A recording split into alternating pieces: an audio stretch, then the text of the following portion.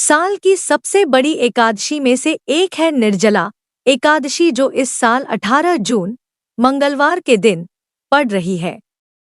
ऐसे में जानिए व्रत का महत्व और व्रत कथा। साल भर में 24 एकादशी आती हैं, 12 शुक्ल पक्ष की और 12 कृष्ण पक्ष की, और हर एकादशी का खास महत्व होता है। लेकिन शास्त्रों में निर्जला एकादशी को मोक्ष देने वाली एकादशी कहा जाता है। इसे भीमसेनी एकादशी के नाम से भी जाना जाता है। इस दिन व्रत करने के अलावा गंगा में स्नान करने और दान करने का विशेष महत्व होता है। इस बार निर्जला एकादशी का व्रत 18 जून 2024 मंगलवार के दिन रखा जाएगा। ऐसे में आप कैसे निर्जला एकादशी का व्रत करें और इसकी व्रत कथा क्या है, जाने यहाँ। निर्जला एकादशी पर जाने व्रत कथा।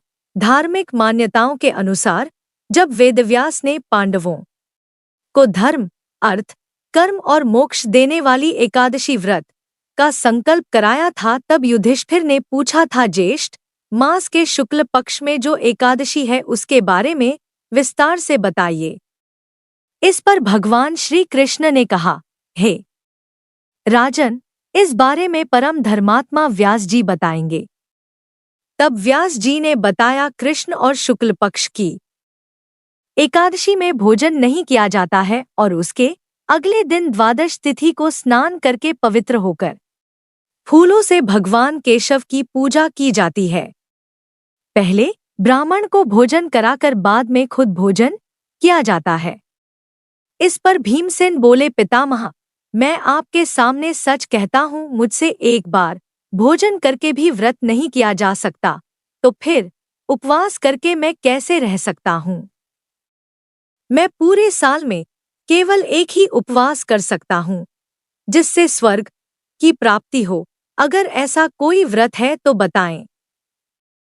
इस पर व्यास जी ने कहा, ज्येष्ठ माह में सूर्य वृष राशि पर हो या मिथुन राशि पर शुक्ल पक्ष में जो एकादशी आती है उस पर निर्जला व्रत करें। एकादशी तिथि पर सूर्योदय से लेकर दूसरे दिन के सूर्योदय तक जल नहीं पिएं, तब यह व्रत पूरा होगा। इसके बाद द्वादश तिथि को स्नान करके ब्राह्मणों को विधिपूर्वक जल और सुवर्ण का दान करें। इस तरह से अगर आप केवल निर्जला एकादशी का व्रत करते हैं तो इससे साल भर में जितनी भी एकादशी तिथि होती है उसका फल प्राप्त होता है।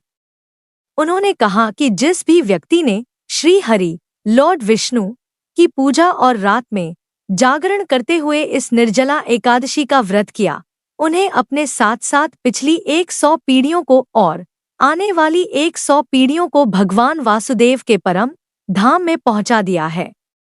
कहते हैं कि जो व्यक्ति इस एकादशी पर सच्चे मन से व्रत करता है वो स्वर्ग लोक में जाता है।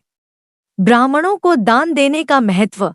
ज्येष्ठ माह में शुक्ल पक्ष में जो शुभ एकादशी होती है उसका निर्जला व्रत करना चाहिए।